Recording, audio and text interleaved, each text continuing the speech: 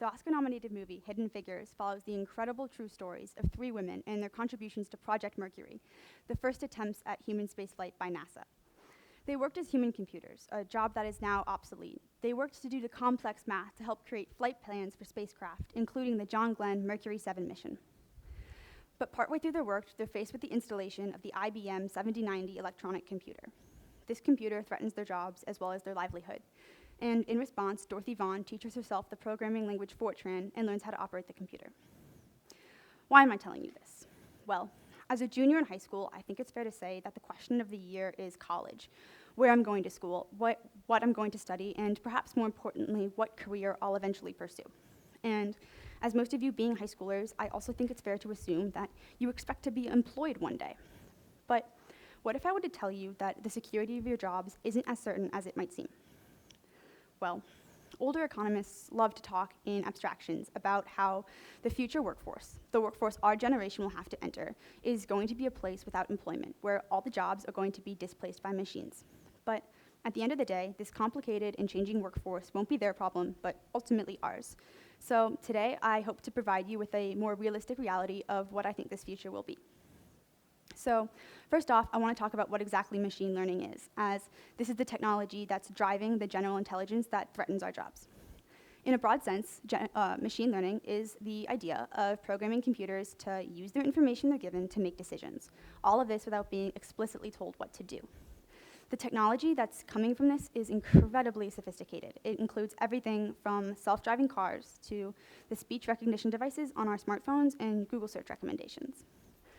So the first area that is usually assessed when talking about economic displacement is factory work and other forms of what's regarded to be monotonous and unskilled labor. And it's no surprise to anybody here that machines can offer a more cost-effective and efficient alternative to work of a person. The average factory worker can expect to bring in about $25,000 per year. The price to have a machine do the same work, a one-time cost of $32,000. And this machine doesn't take sick days, observe holidays, or need health insurance. But factory work isn't the only type of jobs that are being threatened by technology. In fact, today's economy has no place for jobs that only a few decades ago would have seemed impossible to displace with machines. These include switchboard operators, film projectionists, and telemarketers. And this doesn't even include the jobs that are in the process of being displaced, such as truck drivers, accountants, toll booth workers, and tellers.